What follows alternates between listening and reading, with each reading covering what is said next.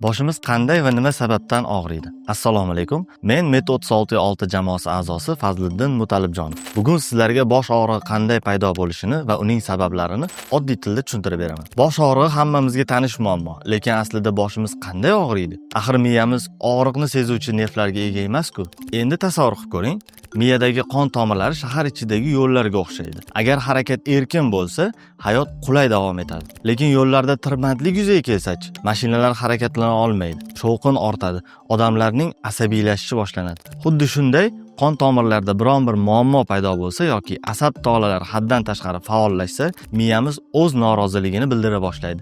Natijada boshimiz og'riy boshlaydi. Bosh og'rig'ini ikkita asosiy guruhga ajratish mumkin: birlamchi va ikkilamchi bosh og'riqlari. Birlamchi bosh og'rig'i bu shahar tirbandligi singari hech qanday tashqi omillarsiz paydo bo'ladigan og'riqlardir. Ularning eng keng tarqalgan usullari TMC, ya'ni tension, migraine, cluster bosh og'riqlari eslatib turadi. Har bir bosh og'riq turini tasvirlash uchun harflariga mos tushadigan timsollar yaratamiz. Tension, T tor tarang, bosh atrofida rezina bog'langan deb tasavvur qiling. Xuddi boshni siqib turgan kamar yoki boshingizni qattiq bog'lashgandek his qilasiz. Xo'p, bu qanday paydo bo'ladi desangiz, javobim uzoq vaqt noto'g'ri holatda o'tirish yoki stressdan.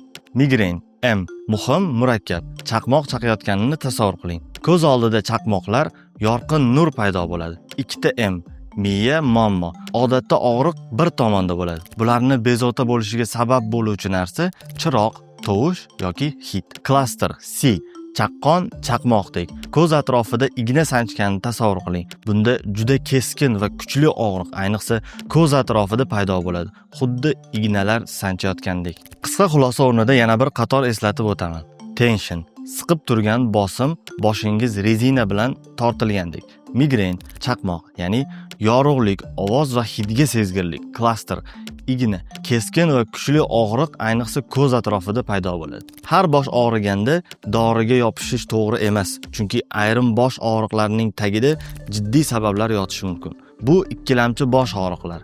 Endi o'ylab ko'raylik, nima sababdan boshimiz ikkilamchi og'rishi mumkin? Agar qon bosimi juda yuqori bo'lsa, miya tomirlari zo'riqadi. Bu holat ayniqsa ensada og'riq berishi mumkin. Odamlar bunday paytda boshim yoriqdek og'riyapti, ayniqsa shu bo'ynim tomon deb aytishadi. Agar boshingizda bir marta zarba yegan bo'lsangiz, keyinchalik ichkarida bosim, qon quyilishi yoki suyuqlik to'planishi mumkin. O'shanday qildim, endi boshim og'rib qoldi. Ba'zida noto'g'ri dori ichish, haddan tashqari kofein yoki zaharli moddalarga duch kelish ham bosh og'rig'iga sabab bo'ladi. Kecha ko'payib ketdi, boshim yomon og'riyapti deyish ham ikkilamchi bosh og'rig'iga kiradi. Bosh og'rig'i ba'zan faqat og'riq emas, bu tananing chaqiruvi. Uni eshitmasangiz, keyin o'zi baqiradi. Shuning uchun bosh og'riganda, ayniqsa u doimiy bo'lsa, g'alati yoki kuchli og'riq bo'lsa, sababini albatta shifokor huzuriga kelib maslahatlashing.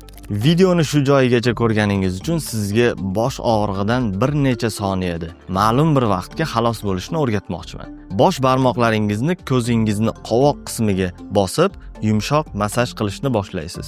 Bu masajda ko'zingizni ust qismiga bosmaysizda, qoshingiz ustidan sekin harakat bilan yurg'izasiz. Keyingi mashqda ikkala ko'rsatkich barmog'ingiz bilan xuddi shu tomonga yo'naltirasiz va har bir harakatni kamida 5-6 marta ketma-ket qaytarib chiqasiz. Oxirgi mashqda qo'llaringiz bilan boshingizni chakka qismi bilan aylanma harakatda masaj berasiz. Bu mashqlarni sizga kun davomida qilishni maslahat beramiz. Siz bilan Met 36 jamoasi bo'ldi. Keyingi sonlarda ko'rishguncha salomat bo'ling.